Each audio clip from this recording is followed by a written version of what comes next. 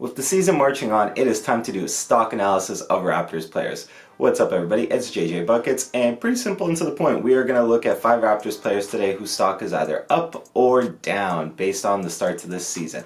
Before I fully get into things, the usual drill, just make sure you are leaving a like on the video, and if you're new here, subscribe to the channel as well. Plus, if you plan on doing any sports betting, make sure to check out my link in the description below. You get a huge sign-up bonus when you join, so take advantage of the offer while it is there. Besides for that, let's hop into the video. So the first stock up here is going to go to PASCAL SIAKAM. Now, the injury sucks, yes, but before that, PASCAL SIAKAM was playing some of the best basketball, he was playing the best basketball of his career, right? Like, PASCAL continues to really just round out his game and just develop new aspects to it or refine the aspects that were good and make them great, and it's been so impressive to see.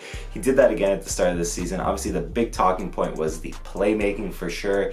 He went from somebody that was a good playmaker to, you know, having the ball more reliably in his hands, and somebody that, quite frankly, especially at the forward position, looked like an elite playmaker to start the season. The Raptors offense looked very good when he was on the court and has looked you know, give or take, when he hasn't been playing. And I think that really goes to show you how valuable PASCAL SIAKAM is to the team, of course.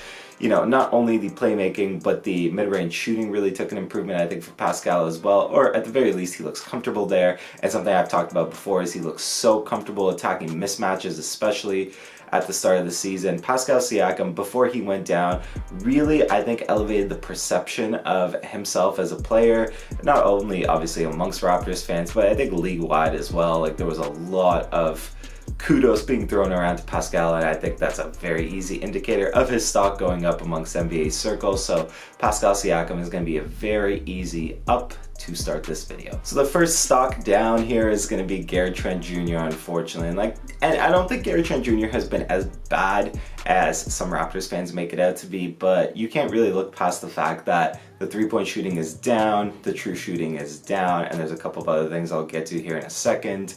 But you know, for TRENT Jr., who so much of his role is gonna be just shooting the basketball for the Toronto Raptors, especially from the perimeter, from the three-point, the shooting slump to start the year is rough, right?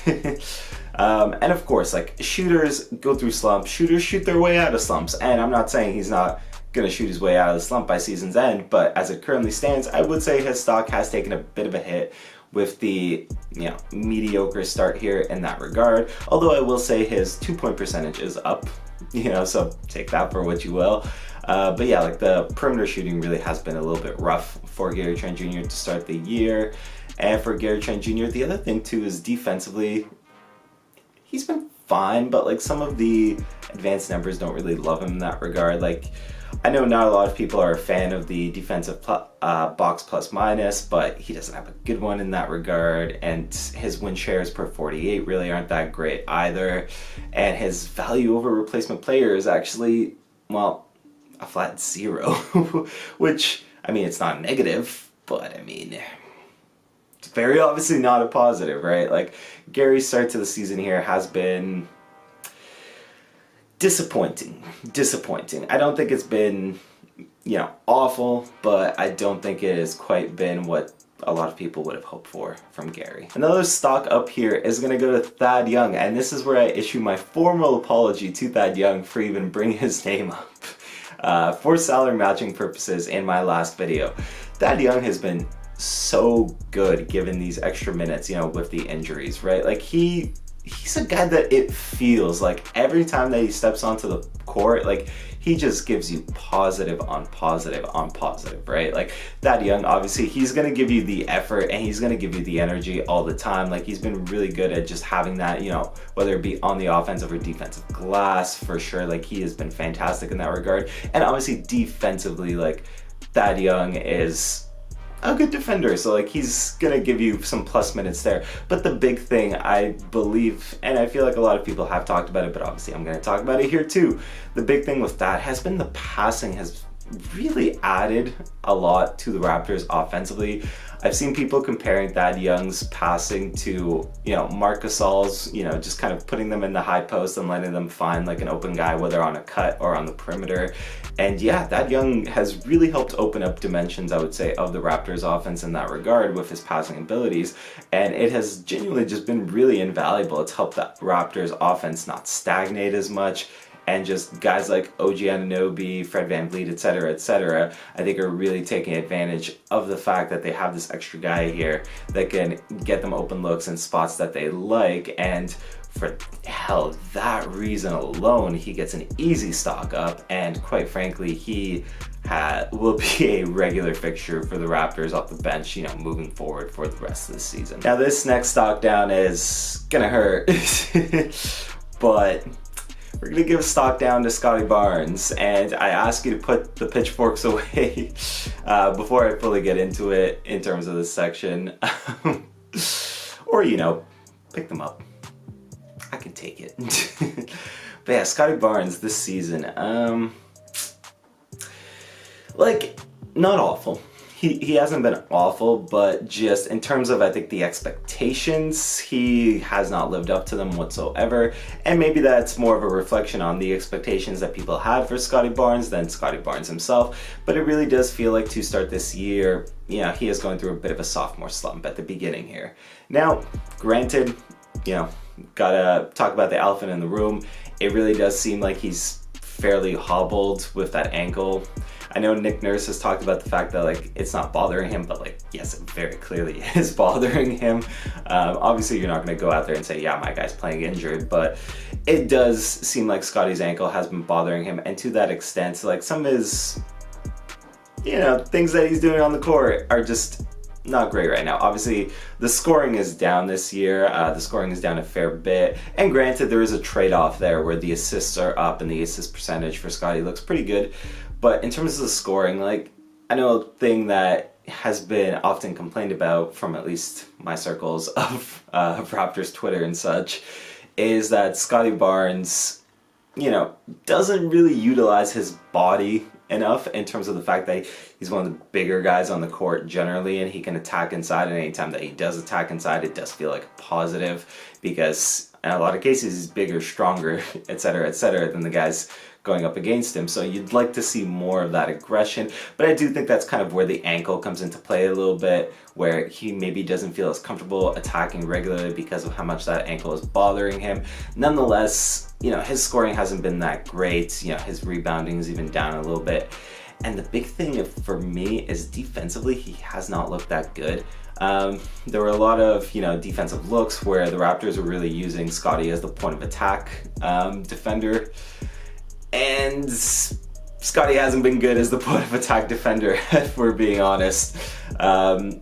He matches up fine initially, but then it really looks like he's lacking the foot speed to keep up as soon as somebody, makes their first move or their second move. He's just immediately goes into recovery mode because he's not keeping up with them. And again, you can tie all of this back, to the ankle injury if you want to make that, justification, excuse, whatever you want to call it for it, and say that, it's that specific thing hindering his play. And I'm not going to fight you on it, but at the end of the day, it is still going to be a stock down, I think, just based on the expectations and the results we've seen so far. And now look, this isn't, an indication that he can't turn it around.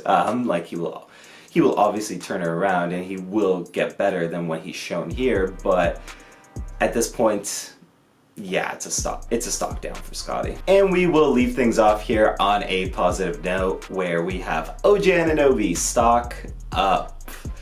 OG ANUNOBY, a Raptor that I have really been a fan of for a long time, and I love how much the agenda is getting pushed here.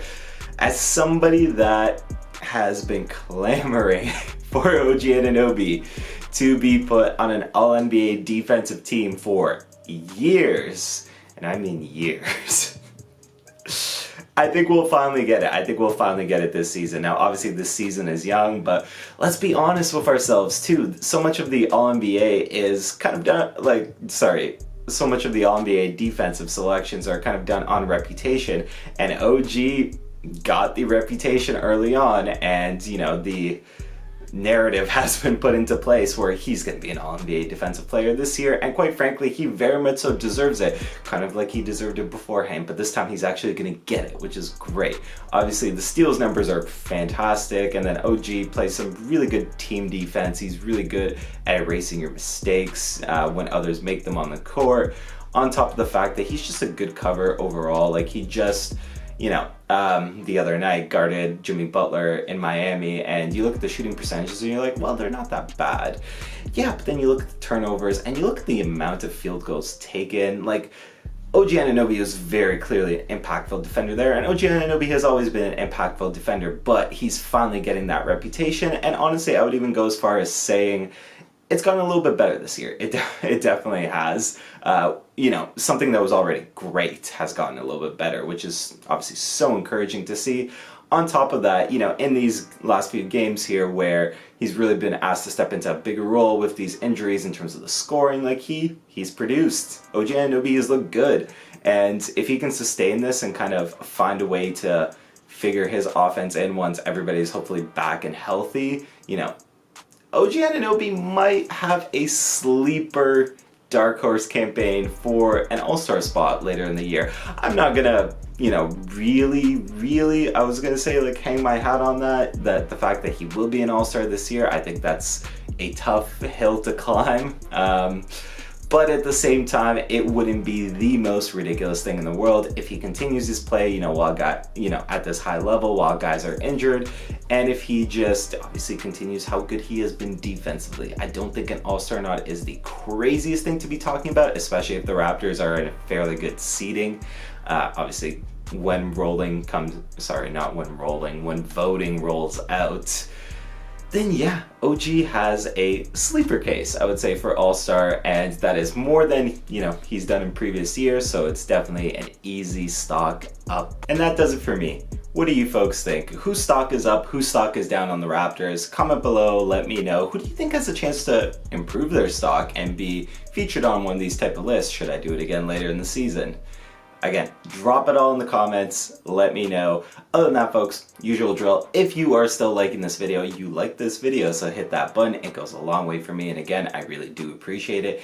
And if you're new here and you enjoy what you watch today, just hit subscribe. The video ideas are constantly flowing, and hey, I'm good for at least one video a week that hopefully you enjoy, so hit that sub button. It's been JJ Buckets, it's been real, and I will see everybody next time.